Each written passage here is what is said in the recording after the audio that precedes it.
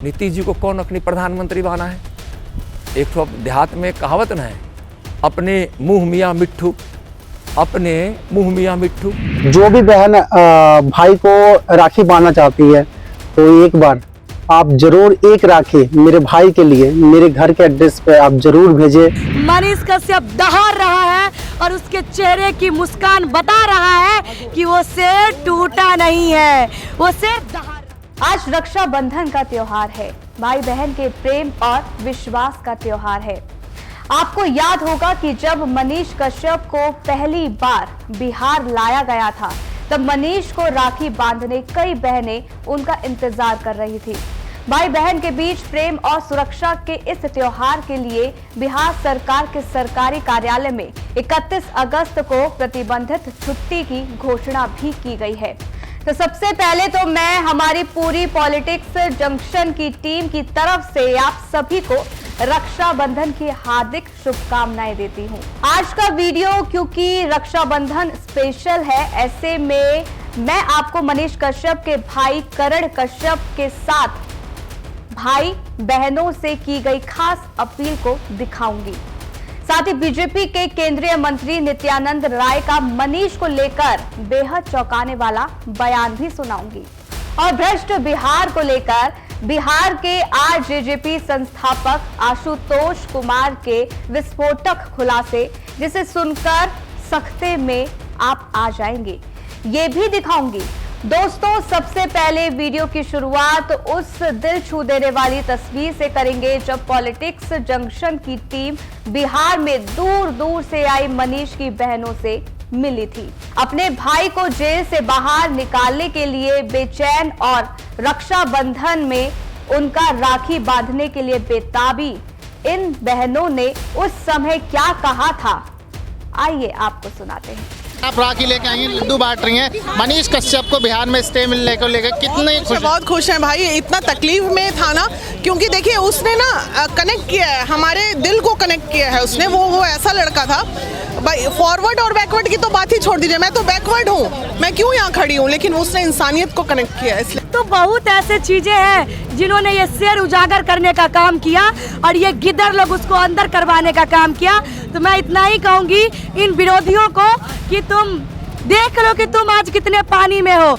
मनीष कश्यप दहाड़ रहा है और उसके चेहरे की मुस्कान बता रहा है कि वो शेर टूटा नहीं है, वो शेर दहाड़ रहा है। मैम, अभी जब आप मुलाकात मनीष कश्यप से आपकी कोर्ट में हुई, जब कोर्ट के भीतर मैंने आपको देखा, आप गई थी, तो मनीष कश्यप से आपकी क्या बात हुई? सबसे पहले उन्होंने क्या बोला आपसे? देखिए, जाहिर सी बात है कि इतने दिनों के बाद आमने सामने होने के बाद तो एक इमोशनल चीज़ें हो जाती हैं। हमारे आंखों में आंसू आ गई और उनके चेहरे की मुस्कान ये बता रही थी कि आप लोग टूटिए मत, क्योंकि आप ही लोग हमारी हौसला है और आप ही लोग हमारी ताकत है। तो आप लोग अगर टूट जाएंगी तो फिर हम कहाँ जाएंगे। तो इसीलिए उनकी चेहरे की मुस्कान ये गवाह है कि वो हमारा शेर दहाड़ रहा है। कोर्ट रूम में लगातार ये बात चल रही थी कि मनीष कश्यप को या तमिलनाडु भेजा जाएगा या बिहार में रखा जाएगा, तो इसको लेकर क्या अभी स्थिति बनी हुई है? देखिए, बेतिया कोर्ट की फैसला आ चुकी थी कल, जो 14 दिन तक अभी मनीष कश्यप को फिलहाल बिहार में ही रखा जाए, क्योंकि कुर्की जब्ती वारंट इशू हुई है बेतिया कोर्ट से, अरेस्टिंग वारंट इशू हुई है बेतिया कोर्ट से, तो मुजरिम हुए बेतिया कोर्ट के। तो तमिलनाडु की कोई यहाँ पे अभी हस्तक्षेप अगर ये कोर्ट अगर कर रहे हैं तो जाहिर सी बात है अभी जो कैदी हुए तो बेतिया कोर्ट के हुए।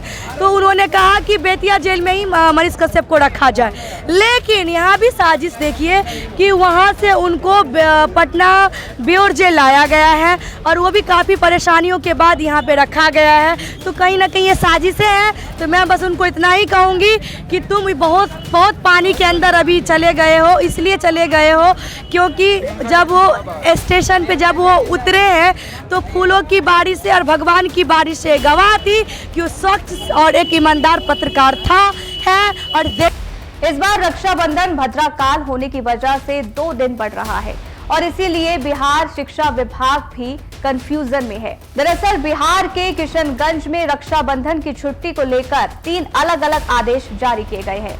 2 दिन पहले जो आदेश जारी किया गया था उसमें 31 अगस्त को अवकाश दिया जाएगा, ये लिखा था। उसके बाद आदेश रद्द करने के बाद 30 अगस्त को छुट्टी का ऐलान हुआ और फिर आखिरी में 29 अगस्त को अवकाश रद्द करने की बात कही गई। वैसे मनीष कश्यप के बिना त्योहार बहुत अधूरा और खाली खाली सा है। मनीष के छोटे भाई करण कश्यप ने अपने बड़े भाई को याद करते हुए लोगों से क्या अपील की है, आइए सुनाते हैं। जी सबको प्रणाम। आज देख रहे हैं सबको, मेरे दोस्त भाई सब कोई आए हैं मेरे घर पे, बोले कि हाँ जे कुछ किया जाए। मैंने सोचा कि क्या किया जाए, तो रक्षाबंधन आने वाला है, हम सबके हाथों में तो राखी रहेगी, हम सबके हाथों में कलाइयों में राखी रहेगी और सारे बहनें हम लोग को राखी बांधेंगी। लेकिन एक शख्स एक ऐसा है जो जेल में कैद है और उसका क्या गुनाह है आप सभी को पता है ही। बिहार का दिल में बसने वाला, गरीबों के दिल में बसने वाला, बिहारी की बात करने वाला, बिहारी फर्स्ट की बात करने वाला, मजदूर की बात करने वाला, रोजगार की बात करने वाला, शिक्षा की बात करने वाला, वो ऐसा शख्स आज जेल की कैद में है। तो हम लोगों ने सोचा है कि जितने भी बहन है बिहार में, पूरे भारत में जितने भी बहन है, मैं अपना एड्रेस, अपने घर का एड्रेस, मेरे घर भी देख सकते हैं, हंसती कोई कमेंट मत कीजिएगा। मेरे घर एक खपड़े का मकान है और मेरे बाबा जी ही बनवाए थे, तब से ऐसा ही है। जो लोग बोलते हैं कि मनीष कश्यप इतना करता है, ये करता है, वो करता है, तो आप देख सकते हैं मेरे घर वैसे के वैसे ही है। वो सिर्फ बिहार के लिए जीता है, गरीबों के लिए जीता है, वो बिहार की बात करता है। कभी अपने भाई के लिए नहीं कुछ किया, कभी अपने माँ के लिए कुछ नहीं किया, अपने कभी फादर के लिए कुछ नहीं किया, कभी अपने परिवार के लिए कुछ नहीं किया। जो भी किया एक बिहारी लोगों के लिए किया, जो वंचित है, चाहे किसी कुछ प्रॉब्लम है, किसी को पैसे की प्रॉब्लम है, चाहे किसी कुछ भी प्रॉब्लम, वहाँ पे वो जाकर हेल्प करता था। हमारा परिवार वैसे के वैसे जी रहा है, जैसे पहले जीता था, अभी भी वैसे जीता है। मैं एक जॉब करता हूँ तो अपनी फैमिली को, चाहे अपने परिवार को, माँ, वाइफ, बच्चा को अपना पालन पोषण अपने पैसे से करता हूँ। लेकिन मनीष जो भी कमाता है वो गरीबों में दान करता है।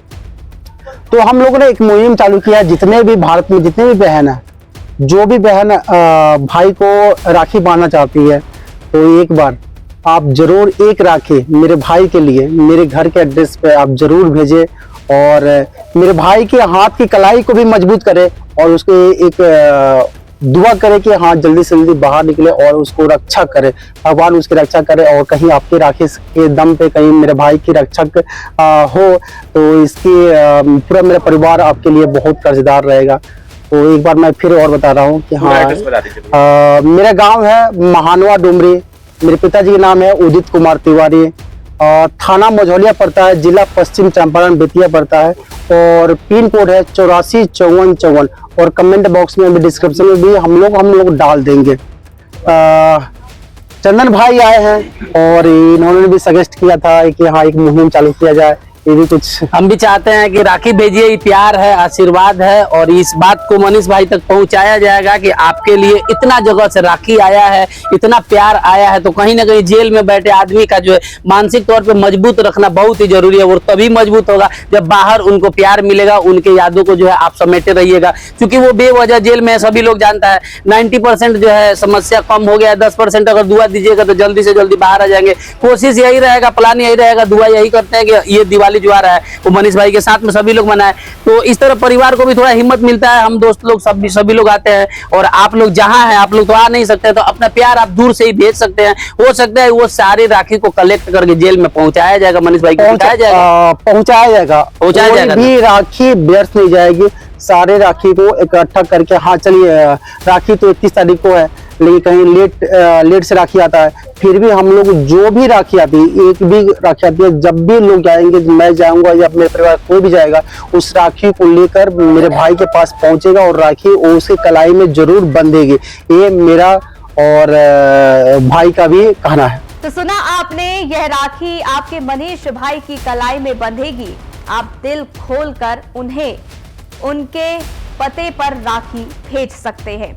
इस बार बहन की रक्षा के लिए धागा भले ही जेल की सलाखों के अंदर एक भाई अपनी कलाई पर बांधेगा, लेकिन जेल से बाहर निकलते ही वह बिहार में और पूरे देश में हर एक महिला, हर एक लड़की के लिए एक भाई होने का फर्ज जरूर निभाएगा। बिहार में आए दिन सरेआम हो रही हत्याओं का जिम्मेदार कौन है, बिहार के नेता या सरकार? जब ये जानने के लिए बिहार के आरजेजेपी संस्थापक आशुतोष कुमार से बात की गई तो देखिए क्या जवाब निकलकर सामने आया कि बिहार किस तरफ बढ़ रहा है, बिहार कौन से राज्य की तरफ बढ़ रहा है?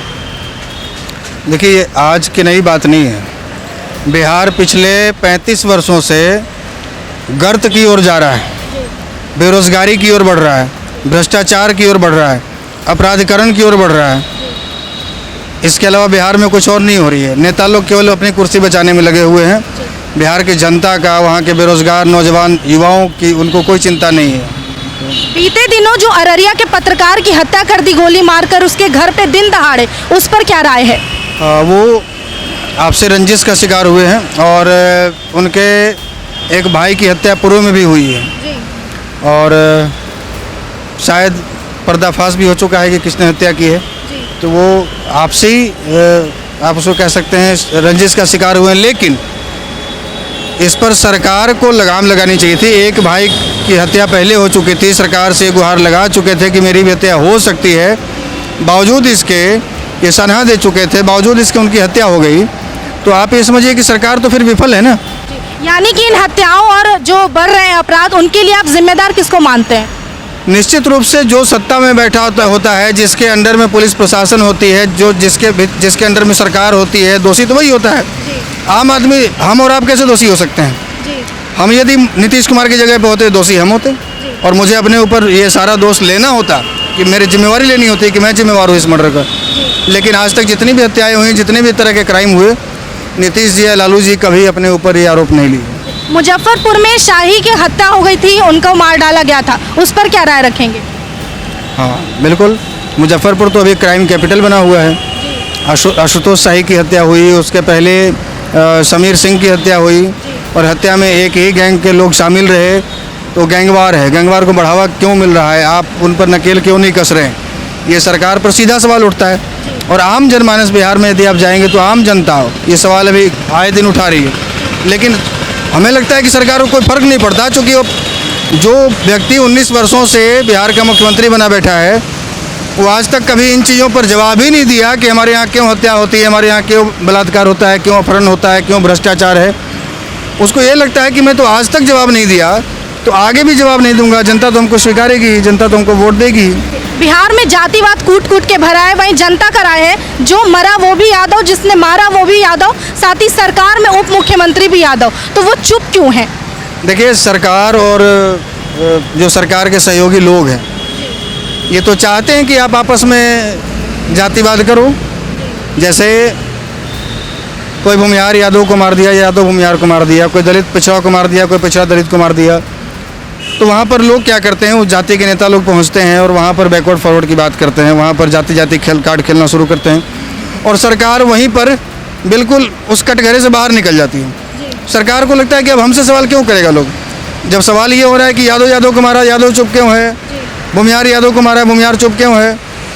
तो सरकार चाहती है कि इस तरह की हत्याएं होती रहें और लोग आपस में लड़ें जाति के नाम पर और हम उससे बाहर निकल जाएं, हमसे सवाल न हो। लोग ये भी कह रहे हैं कि जंगल राज की तरफ बिहार बढ़ रहा है, ऐसा जनता का कहना है। ऐसे में सपना नीतीश कुमार पीएम बनने का देख रहे हैं, इसका प्रभाव 2024 इलेक्शन पे कितना पड़ेगा? देखिए, 24 इलेक्शन में हमें नहीं लगता कि बहुत ज़्यादा कोई खास, अब तो बिहार में जनाधार उनका नहीं रहा तो देश में क्या जनाधार बना पाएंगे। बिहार में बताइए कि ये तो जबरन सीएम बने हुए हैं। आप समझिए कि बिहार के लोगों का मैंडेट का अपमान करके सीएम बने हुए हैं। 243 विधानसभा बिहार में और 40 विधायक वाला सीएम है। ये तो बिहार की जनता का अपमान है ना। एक तरफ पत्रकार को मार दिया जाता है, दूसरी तरफ सच की आवाज़ दबा दी जाती है। बात मनीष कश्यप की कर रहे हैं। आज समाज में मनीष कश्यप की कमी कितनी खल रही है लोगों को?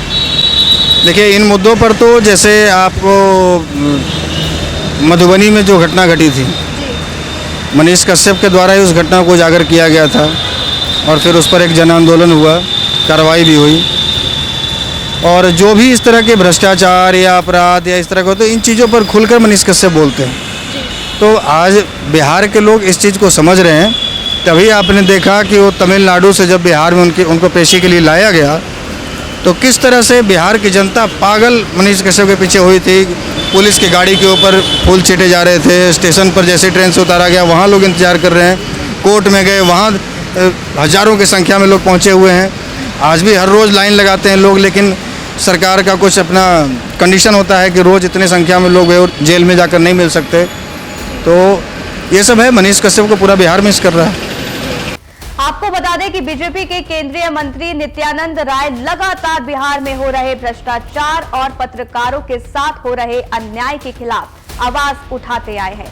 पूरे राज्य के अंदर हो रही हत्याएं, आपराधिक दंगे और इसके साथ ही जो भी कुछ हो रहा है उसको लेकर हमेशा नित्यानंद राय मुखर रहे हैं। यही नहीं, बिहार के मुख्यमंत्री नीतीश कुमार के शासन व्यवस्था से भी वो असंतुष्ट दिखे और अब उन्होंने मनीष कश्यप को लेकर एक बहुत बड़ी बात कही है। लेकिन इससे आपको बीजेपी के केंद्रीय मंत्री के उन तमाम बयानों को अब सुनाते हैं। देखिए, बिहार सरकार के दोनों नेता नीतीश जी और तेजस्वी जी बहुत ही कठोर दिल के हो गए हैं।